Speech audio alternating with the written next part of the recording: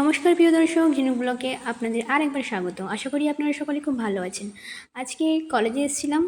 সেই কলেজে আসলে কি কেমন জানি বাড়িতে থাকলে এতটা খিদে পায় না, কলেজে আসলেই খালি খাই খাই এরকম একটা মনোভাব। তারপর শুনতে পেলাম যে কোথাও একটা মাইক বাজছে, মৎস্য হচ্ছিল পাশাপাশি কোথাও। তো আমরা ঠিক করলাম বন্ধু বান্ধবীরা মিলে মৎস্য খেতে যাব। তারপর এখানে এসে জানতে পারলাম যে মৎস্যটা হচ্ছে অন্নপ্রাশন বাড়িতে। অন্নপ্রাশনে ঠাকুর নিয়ে এসছে, এই মহোৎসব হচ্ছে। তো আপনাদেরকে একটু দেখিয়ে নিই এখানে কতগুলো ঠাকুর এসছে। অনেক মহাপ্রভুই এসছে, ছোট বড় করে যাই না, অনেকগুলোই এসেছিলো দেখলাম।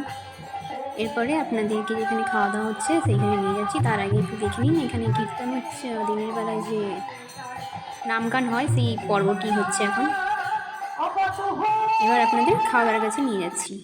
দেখতে পাচ্ছেন প্রথমে থালা দিয়েছে, তারপরে লেবু দিয়েছে, তারপরে জল দিয়েছিল, জলটা দেখানো হয়নি। তারপরে একটা ওই পোলাও টাইপের কিছু একটা দিয়েছে।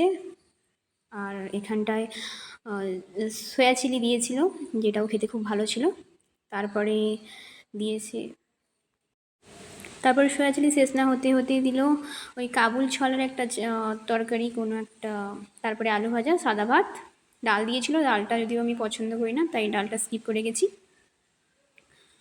তারপরে এখানে থালাতে দিয়েছে শুক্তোটাও খুব ভালো ছিল। তারপরে আবার চচ্চড়ি দিয়েছে, তারপরে দিয়েছে আলু পটল। আর এটা একটা সাউরের কোনো একটা কি বানিয়েছিল ঠিক বুঝতে পারছিলাম না, যেটা খেতে খুব ভালো ছিল। তারপরে চাটনি দিয়েছিল, আমের চাটনি। আমের চাটনি খেতে শেষ না হতে হতেই আবার থালাতে পায়েস করলো।